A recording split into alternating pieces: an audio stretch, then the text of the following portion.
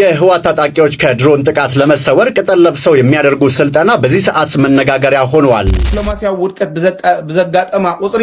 ንሕና እንዳተረብሐና ኢና ንምንታይ ኢትዮጵያ ብዝደልደለት ቁጽሪ ስለተወቅዓና የሚገኘው ህወሓት በርካታ ታጣቂዎቹን ወደ አካባቢው እያሰፈረ እንደሚገኝ ተነግሯል። አዳዲስ ሰልጣኝ በጦርነት ሙማት ታዩ ህወሓት ፊላዲያ ሁሉ ሻዕዳ ተጋድለና ሰኻናው ዝምድርዝኽት መጥተለኻሲ ናና ሁሉ ፖለቲከኛታት መጥቀም ይሆናል። የመጀመሪያው በራያ አካባቢ የጦርነት እንቅስቃሴ በስፋት መታየቱ ነው እየተነገረ የሚገኘው። ህወሓት አዲ እንዳለም ገመሰሉ ሕርስ ሆድኒኑ መዓልት ልጽበለ ትግራይ ሙሉ አውደዲ ተፊኡ ክድብረየኩም ሓደ መዓልት ጸገምኩም ብዋጃ ጥሙጋ ከባቢ ከኣቱ በዚ ሰለስቲኡ አቀናጂው ኃይል አየር መካናይዝን እግረኛ ነቀናጂ ከኣቱ እየ ዝብል ብቆቦ ከባቢ ሓዙ ሰላም አደቃ حبيتي ቻናል ቤተሰብ ሐመን ይኹም ወቅት አልባላይ ትጋይ ነገራት ሐመን ይሉና ሓደ ነገር ሕዘርኩም መጸነ ይኹም ላ ሓደ ሸንጉን ማ ላይክ እና ሰብስክራይብ ነገርኩም ዛ ቻናል ቤተሰብ ትኾን ትኽልኹም ላ ቪዲዮ መጽ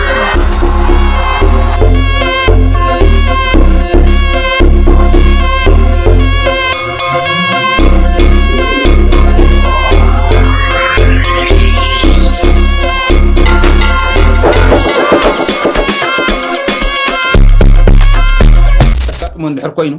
ንሱ ውድቀት ተዘጋጢምዎ ንሕና ፈተናና እንዳበዝሐ ይዝኸል ኣብኡ ክፍተን ክኽእል ኣሎ ዲፕሎማሲኣ ክፍተን ክኽእል ኣሎ ዲፕሎማሲኣ ብዝተፈተነ ቁፅሪ ዲፕሎማሲያዊ ውድቀት ብዘጋጠማ ቁፅሪ ንሕና እንዳተረብሐና ኢና ንኽእል ንምንታይ ናይ ኢትዮጵያ ውድቀት ስለ ዝረብሐና ኣይኮነን ኢትዮጵያ ብዝደልደለት ቁፅሪ ስለ ተወቕዓና እዩ እዚልና ክንከድ ከለና ግን ሸለል ባህላዊ መንግስቲ ስለ ዘለና ከምዚ ዝበሉ ጉዳያት ከጋጥሙ ከለዉ ክንጥቀመለና ኢሉ ዝረባረብ ኢሊት ስለ ዘይብልና መንግስቲ ስለ ዘይብልና ኣውዚው ሓያል ናይ ምንቃሕ ስራሕ ክንሰርሕ ክንክእል ኣለና ደደቢት እውን ክሰርሕ እዩ ከምቲ ንሰርሖ ዘለና ካልኦት ሚድያታት እውን ክሰርሕ ኣለዎን እዩ እቲ ጉዳይ ትግራይ ዘግለለ እዩ ጠቕላላ እቲ ናይ ምክክር ኮሚሽን ንኤርትራ ታርጌት ዝገበረ ቀይሕ ባሕሪ ታርጌት ዝገበረ ጥራሕ ኣይኮነን ትግራይ ዘግለለ እዩ ትግራይ ኣብ ዘየላትሉ ስለ ትግራይ ዝድለት ዘሎ ስለ ትግራይ ዝውጋዕ ዘሎ ኦኬ ክልላት ናይ ምፍራስ ዓዲ ናይ ምፍራስ ባንዴራ ናይ ምቕያር መሰል ዓርሰ ውሳነ ናይ ህዝብታት ምልዋጥ ከም ዘለዎ ዓንቀጽ 39 ከውፅዎ እዮም ዝኸዱ ዘለዉ እዚ ብግልፂ ዝገብርዎ ዘለዉ እዩ ስለዚ ንሕና ኸ እንታይ ኢና ንገብር እዩ ኣነ እንተዝኾነ ሕዚ ዳይሬክሽን ዝህብ ሰብ of course ኣብዚ ሚድያ ኮይና እውን ዓርሱ ዝኸኣለ ቃልሲ እንዲና ነካይድ ዘለና ግን ተዓዲ ዝመርሕ ሃይለ እንተኮይኑ እንታይ እዩ ዝገብር ከም ዝኽብል ከለኹ ሃይለ ዓዲ ክመርሕ እዩ ዝደሊ ዝኸድ ዘሎ ገለ ኢልካ ክትሓስብ ኣይኮነን ኣነ እንተኮይነ ኢልካ ምሕሳብ ደስ እዩ ዝብለና ኣነ ምክንያቱ ፐርሶናላይዝ እንተገይርካዮ እቲ ጉዳይ ባያዝነሰ ይህሉን ንዑ ኢለ ዝኸይድ ስለዚ ኣብ ቅድሚት ዘሎ ሰብ ክገብሮ ኣለዎ ኢለ ዝሓስቡ ኣነ ሓደ ተተረኽ ክፍጠር ክኽእል ኣለዎ ሕዚ ንምንታይ ሕገ መንግስቲ ቀይራ እንዲያ ክትመፅእ ኢትዮጵያ ንሕና ሓደቱ ምክክር ኮሚሽን እየ ዝብል ዘሎ ክቋቋም ከሎ ይነበርናዮ ናይ ንፈልጦም ካልኣይ ሕገ መንግስቲ ዝቕየረሉ መንገዲ እውን ብሕገ መንግስታዊ መንገዲ ኣለዎ ከን ክልላት ክሕተት ኣለዎን ኣይተሓተትናን የለናሉን ዝድላዮም ተገበሩ የለናሉን ዝብል ተረኽ ክትረኽ ኣሎ እንዳተመርሐ ኣንፈት እናተዋህቡ ሓደ ንሱ እዩ ካልኣይ እዚዩ ዲፕሎማሲያዊ ፅዕንቶ ትግራይ ክመፅእ ምእንታን እንድያ ትሰርሖ ዘላ ኢትዮጵያ ዋንዑ እተው ኣይናኣት እንተልኩም ከዓ ዝተባሃለ ተወሰነ ተቐበሉ እንዲ ክበሃል እዩ ባይዘወይ ታይሎም እዮም ከምኡ ዝብሉና ኢልካ ተጃሂርካ ኣይትኸይድ ዓቕሚ ከም ዘለካ ኣይትኸይድ ዓቕሚ የለን ንኣሜሪካ ዝጠዊዕ ዓቕሚ የብልካ ኦፍኮርስ ኣብ ሓንቲ ላዕላዊት ዓዲ መፅኦም ከምኡ ገይሮም ክቕይሩ ይኽእሉ ዶ ዋህ ሕደጎ ሎም ሰቃጭንቅ ኢልና ማርያም ላ ኢና ንኸዶ እግዚአብሔር አምላክ ግን ነቃ ምሕረት ለኸና እዩ ሃሚልኻ ዋና ልብኻ መማኒ ለቐጻይ ቪድን መለስ ታዩ በጦርነት ሙማት ታዩ ህወሓት ፊላዲያ ኩሉ ሻዕዳ ተጋድለና መንሰይ ትግራይ ማለት ይኹልኻ ሰኻናው ዝምድር ዝኽት መጥተለኻሲ ንሕና ኩልና ክንመጥተለና ናዝኾኑ ፖለቲከኛታት መጥቀም ይኾናል ተረዲካ ዲዩ ስልጣኖም ንምንዋሕ ወይ ከዓ ስልጣን ንምሓዝ ገለ نحنا استخبار هيوتناسي ناتسوأنا ناطفانا نورو المنقد كبقعنيو نحنا استفطرنا لس ناي عنا ترغم نينايو نبيت سبنا ولدنا نعدنا خنحجز بلمعات بخالي منقد نبر تواقينا كل شعنا تواقا خاتنبر منقد يخوناي وسرو زسك ترفينيو قرنيو كلنا نسرحنينا نبير كاموت تعيو بطورنت ممات تعيو حوحات شو إلى يا كل شعر يا تقاد لنا كل شعر يا أنا مسوات استتينا ما قعدت ترقم زيولو خندي جزي طفينا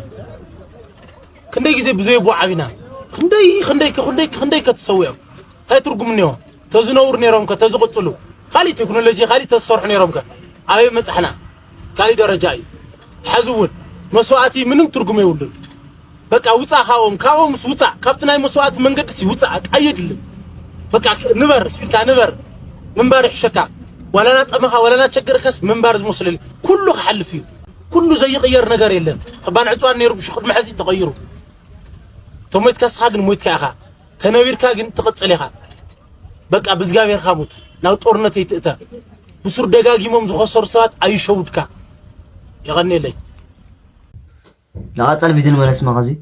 كندي من ساخا كندي معلتي اخا غفيفكا غزاعلكا غديدكا ادو اندانو اخا خادو حقف منطلكا وسيدكا خما غيركا خسراوت كتغورو كما غيرو يزن تغرح قالس كما غيرو يز عدو كلا عدو حلو كما غيرو يزن اخا بصبو عين خريكا سناي معلت طرح غدايك خو تولادت لنا بعل ولادون تبقد توصل لها منسي طبنجا تعطق لها منسي ون تخالي ازقيطني الهيقون غزعون بوشت وحرخرخ እንዳወሎ እንዳعقوم ገመስቅ ኢሉ ርእስ ሆድኒኑ ማዓልት ልጽበለ ትግራይ በሙሉ ኣብ ደገ ሃለው ውሽጥ ብለ ይግድስ እንቱ ፊሉ ተፊኡ ክድብረየኩም ሓደ ማዓልት ሶ ጸገምኩም ማሲንጋ ይኾነ ይኸውን ሽዑ ጸገምኩም ኣብይ ይኾነ ይኸውን ሽዑ ጸገምኩም ህዝብ ትግራይ ይኸውን ጸገምኩም ትግራይ ኣትከውን ለሕዚ ደረትኩም ነፊሕኩም ብትዕቢት ናፍቲን ትወራዞ ይላለኹም መሬት ጽባሕ ንግሆ محب بعتون كسئن الأخ تستعوي ناين دورتين حاقف تأجم نسوي أنت عوي خمل ولا يخلون قدمي تبوزح خرامدهم لا يخل كسجمهم لا يخل عوي عنك فات نسوي أمريكا خونت بالسجن خونت جالي خون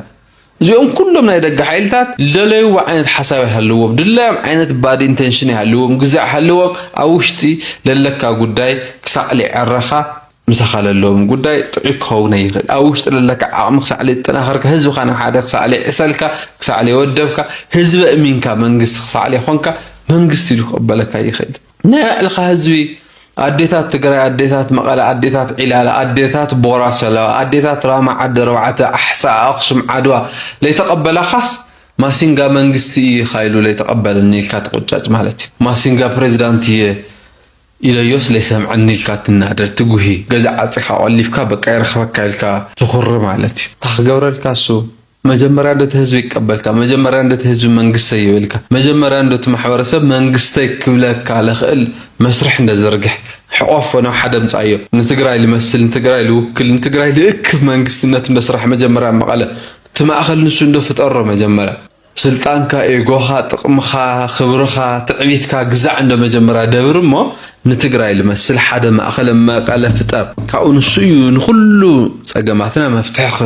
فويتا خفتر لخل أو اشتغل لنا تقامون كفتك نفتح له بدق لمسألنا تتعاون حاورنا خنمكتلو نخل مسرح نسو ترحي አሁን ላይ ከትግራይ ክልል የተሰሙ ሶስት አጫጭር መረጃዎች እነዚህ ናቸው። የመጀመሪያው በራያ አካባቢ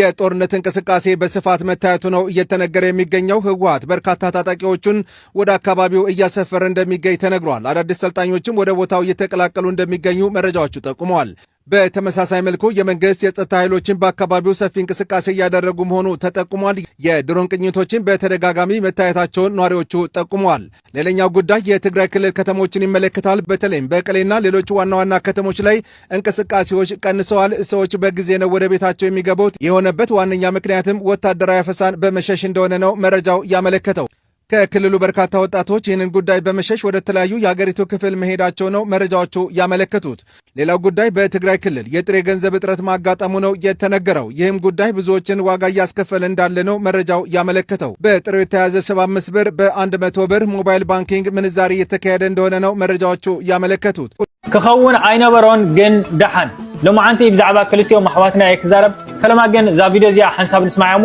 ካብኡ ክቕፅል እየ ማለት እዩ። ወድ ሰበይቲ ወድ ዛ በርጃ ደቃ ወድ ዛ ሻሕ ጊዜ ትላዓል ሻሕ ጊዜ ወዲቓ ودي سويتي ودزا خند خلتا ساي ودزا ندق أمبيل يتفلتنا عي ودي سويتي ودزا مقنتا غنيتا ودزا تنبر ندق أحرقيتا ودي سويتي ودي خند خلتا ساي ودزا ندق أمبيل مباركس زا قطمي سمعكم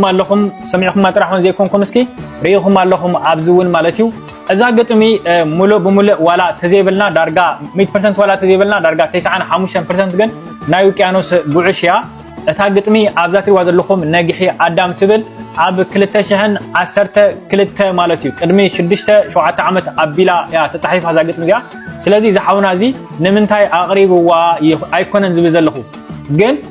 كريدت كون يرو مالسي مبجسيين وكانوس كبير ولا يخل نيرو خلق ويدما تاقطم ون كم زلات أقربون بكا نايب كانوس قطم ون كبير يخليو تاقطمي تاز سمعكم ياكم عوض لكم ناجحي عدام تبل مزحف نايب كانوس قعش إذا قطم زيا بعلا الله ويدما أتي بعلو زقطمات ولا تحاونا مالسي أبزا مزحف زيا الله سلازي انتهي مباليو إذا قطم من منتهي قطما ويدما نمنتهي أقربا زيكم كسب زلخوسي مبجسي قطمي وكانوس قعش ويدما كابو كانوس قعش يوصل كوا قطمي انت زبل نيرو بتعامي قونجة مخنن انت منتهي سي أتوم كلمة حجي يسرحوا مسرحتنا بعلوم سي نخت الطراتر يجبرك كمالتو مغنياتو زاقت مزيا حجي أنا سلاز فلتا ويرما خالود زفلت واسبات بزحونا مس قربت حجي نايوكيانوس ويرما جل بزي مبالوسي موزم كلمة حجي يسرحوا مسرحت سي كابنا بني أخاخي بومبر بعلو يسرحوا أيكون يوم مالتيو زبل سكفتات يحضر تودينس مالتيو بحاصيرو زا مصحف زيا أمبي بكم ما زنوركم ويرما زا ودسويت يتبل أبزا مصحف زيا مهلاوا تفضلوا سبات عبكم صحاف ليكم ويدما إذا فيديو زيا نوكيانوس قريش النحر أبسي حتى هنا نوكيانوس بعلون كمسكري خليو تاقت من بعلاسي عب بعلو صحافة قطمي مخانسي بعلو كمسكري خليو إلى حسب بزخنا بقى نقص عليه ونسي زخنا سرح تنسرح كلنا بخالو سبات تسرح زنا حسرحنا ندوق مولنا نحر أبكينا بقى نتي كرم حجي زسر حسب نوعو كريت مهاب مالت ما بقاسي خمزي ويدما نكاب الجلد وسركوا من بعد عزيز صبغي يجورو مالتيو بقبو بواجا تموجا خباب خاتو بزي ناي ميكانايزد ناي اغرانيا كمون حيل اير تقنا جو اوبريشنات ككايدا إليوس وزلو ميكانايزد حيلي بتعم بزغرم ان ميكانايزد حيل ناي وعلو سلازي امنو ناهنا شفاتو ناي تግራይ شفاتو ميكانايزد حيلي ناب سلطنات يلو زياتهم صنعيله بدن بزرزر كنغركم مالتي ነገር ግን ታይ በሐፈሻ ኣብዚ ዝቕመጥ ዘለኹ በዚ ብናይ ቆቦ ግንባር ብፍላይ ብዋጃ ጥሙጋ ከባቢ ካልኦቱን ኣለዉ ቆፅረልኩም እየ በዚሁ ሰለስቲኡ ኣቀናጅዩ ሓይሊ ኣየር መካናይዝን እግረኛ ነቀናጅየ ከኣቱ እየ ዝብል ብቆቦ ከባቢ ሓዙ the same to that ብዓፋር ከባቢ ዓፋር ሙሉእ ብሙሉእ ቦርደር ናይ ትግራይ ቀሪበ እየ እዩ ካብ ሸኸት ጀሚሩ اسكع زوريا ناي ጭፍራ ቦርደር አምሓራ ቀሪበ እየ ይዝብል እስካዕ ኣዝዩ ሓይልታት ኣሰሊፈ እየ ይብል ኣብዚ ዘስለፎም እውን ናይ ዓፋር ሓይልታት ኣለዉ ናይ ባዕሉ ሰፋ ቸኮል ሓይልታት ኣለዉ ሸፋቱ ናይ ባዕልና እውን ኣለዉ በዚሁ እውን ኣሰሊፈ ኣለኹ ይብል ኣሎ ሲሚላር ቱ ናይ ቆቦ ዝበልክዎ በዚሁ ከባቢ እውን ሰለስቲ ዝተቐናጀወ ሒዘ ከኣቱ እየ ይዝብል ነገር ግን ኣብዚዩ ፍልይ ዘብሎ እንታይ እዩ ንድሕሪት ዝርኢ ንናይ ዓፋር ሓይልታት ምናልባሽ ብላዕላይ ብናይ ጅቡትን ኣዲስ ኣበባን መንገዲ ነዚዩ ከይቆርፁ ሓይሊ ድማ እንዳጠንከረ ስለ ዝመፀ ናይ ዓፋር ሓይሊ ብስሩ መጠንቀቕታ ሂቦም እዮም ትማሊ በምሓርኛ ከም ዝሰርሕናዮ እዚኦም እናጠንከሩ ስለ ዝመፁ ንድሕሪት ዝርኢ ሓይሊ እውን ኣቕሚጠ እየ ይብል ነቱ ንድሕሪት ዝርኢ ናይ መካናይዝድን ናይ ኣየር ሓይልን ቅንጅት ክሕዞ እዩ ክሕልዎ እዩ እቲ ናይ ጅቡቲ ኣዲስ ኣበባ መንገዲ ይብል ናይ ዓፋር ሓይልታት ግን ኣብዚዩ ሰራዊት ዓፋር መጠንቀቕታ ሂቦም እዮም ከምቲ ትፈልጥዎ ሰለስተ መጠንቀቕታ እዮም ሂቦም ንሰራዊት ኢትዮጵያ ብፍላይ ካብ ብሄር ብሄረሰባት ዝመፃኹም ናብ ገዛኹም ተመለሱ ንሕና ምስ ብሄር ብሄረሰባት ባእሲ የብልናን እጉግሞ ዝበሎ እየ ዝብል ዘሎ ባእሲ የብልናን ምስ ብሄር ብሄረሰባት ውፁ ካብ ዓፋር ናብ ቦታኹም ተመለሱ ስለዚ ብሄር ብሄረሰባት ብፍሉይ እዩ ፀዊዑ ካልኣይ ፃውዒት ጠቕላላን መንግስቲ ኢትዮጵያን ብፍላይ ከዓ ሰራዊት ኢትዮጵያ ብሓፈሻ ሰራዊት ንዝብል ማለት እዩ ምክንያቱ ንሕና ንቃለስ ዘለና ኣብ ውሽጢ ዓፋር ዘሎ ፀረ ዲሞክራሲ ፀረ ልምዓት ፀረ ህዝቢ ዝኾነ ሓይሊ ክነውግድ እዩ ስለዚ ናይ ዓፋር ጉዳይ ንዓፋር ስለ ዝምልከት መንግስቲ ኢትዮጵያ ጣልቃ እቶ ዘይተባሃልካ ጣልቃ ብምእታው ዘይተፀዋዕካ ብምእታው ዓፋር ተፈርስ ኣለኻ ብፍላይ ናይ ኦሮሞ ኢሊት እውን ፍልይ ኣቢሉ ዝፀውዕም እዩ ናይ ኦሮሞ ኢሊት ኣብ ልዕሊ ህዝቢ ኦሮሞ ፅባሕ ንጎ ክመፅእ ዝኽእል ክትሓስቡ ይግባእ ስለዚ እቲ ሕዚ ኣብ ዓፋር ተወሲኑ ዘሎ ኣብ ዓፋር ዝኒሄ ሰራዊት ብምሉእ ይውፃልና ህዝብና ክነልዕል ኢና እዩ ክፅውዕ ዝኽእል ብርግፅ ኣወል ኣርባ እዩ እጉግሞ ይኮኑ ግን ህዝቢ እንተይፀውዐ ህዝቢ እንተየማኸረ ኣወል ኣርባ ናይ ኣብዪ ኣሕመድ ልኡኽ እዩ ባዕልኻ ንባዕልካ ፀዊዕካ ኢኻ ትኣቱ ዘለካ እምበር ህዝቢ ዓፋር ኣየድልዮን እዩ ባዕልና ክነልዕሎ ባዕልና ካብ ዘለዎ ዓፀባ ክነውፅኦ እንተኮይንና ውፅልና እያ ሳልሳይ ንሸፋቱ ትግራይ እያ ሸፋቱ ትግራይ ሓደ ቅድሚ ሕዚ ኣውፂናዮ ዝነበርና መፀዋዕታ ነይሩ መፀዋዕታ ተመለሱ ንዓድኹም ተመለሱ ናብ ህዝብኹም እምብለይ እንተኢልኩም ግን ካብ ዓፋር ትትኮስ ትግራዋይ ተጥፍእ ጥይት ፍፁም ኣይትህሉን ብግልፂ ቃል ብቃል ቅድሚ ሕዚ ከም ዘቐመጥዎ ኣብ ዓፋር እትወቅል ትግራዋይ ተጥፍእ ዕሾኽ ክትህሉ ኣይትኽእልን እያ ትብል ስለዚ ንዕኦም እውን ውፁ ኣይንወፅእ እንተኢልኩም ግን ኣይንልምንን እያ ትብል እዚአን ኣውፅኦሞን ዘለዉ ስለዚ እዚ ጥራሕ እንተይኮነ ብስሩ እውን ናብ ዝተፈላለዩ ከባቢታት ናይ ዓፋር ብፍላይ ናብ ዞባ ክልተ ከኣቱ ምኳኑ ዞባ ሓደን ክልተን ከኣቱ ምኳኑ ብግልፂ ኣቐሚጡ እዩ ተወሰነ ቦታ እውን ሒዞም እዮም ኣትዮም እዮም ስለዚ ነዚኦም ብዓፋር ኣቢሎም ናይ ጅቡትን ኣዲስ ኣበባን መንገዲ ከይቆርፁ ብመካናይዝድን ብኣየርን ክከላኸል እየ ይብል ትሕት ኢልና ናብቲ ዓንተ ወይ ዝጀመርክዎ እንተኸይድና ኣብ ጃምዶ ማርያም ተኩለሽ ቀዩ ኣፈር ገለመለ ዝበሃሉ እስካዕ ላስታ ዘሎ ብምሉእ እዚዩ ብማዕበል ከኣቱ እየ ይብል ሂማን ዌቭ ከኣቱ እየ ይብል ስለዚ በዚ ደረጃ ናብ ትግራይ ከኣቱ እየ ይብል እሞ ኣብዚ እንታይ ኢኹም ትግንዘቡ ይመስለኩም ብርግፅ እታ ታርጌት ናይ ኣብዪ ኣሕመድ ታርጌት ናይ ኢትዮጵያ መንግስቲ ትግራይ እያ ኣምሓራ እኮ ካብ ጫፍ ናብ ጫፍ ኣምሓራ ውጋኣት እኒሁ ናይ ኣምሓራ ከምዚ ገይሩ ብመካናይዝድ ከኣቱ እየ ብኣየር ከኣቱ እየ ክብል ኣይሰማዕኩምን ብርግፅ ኣይወቅዕን ዘሎ ማለት ኣይኮነን ንኣብነት ጎጃም ኣየራት እየን ሚሳይላት እዮም እቶም ክነሪእኩም ዝቐነና ንምንታይ ግን ትግራይ ብፍሉይ ታርጌት ከምዚ እዩ ከኣቱ እየ ኢሉ ብፍሉይ ታርጌት ገይርዋ ንምንታይ ንትግራይ ክኾን ከሎ ካብ መጠን ንላዕሊ ሓይሊ ዘስልፍ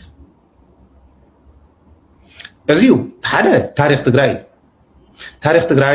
ታሪክ ቃልሲ ህዝባዊ ወያነ ሓርነት ትግራይ ታሪክ ቃልሲ ወያነ ትግራይ ብሓፈሻ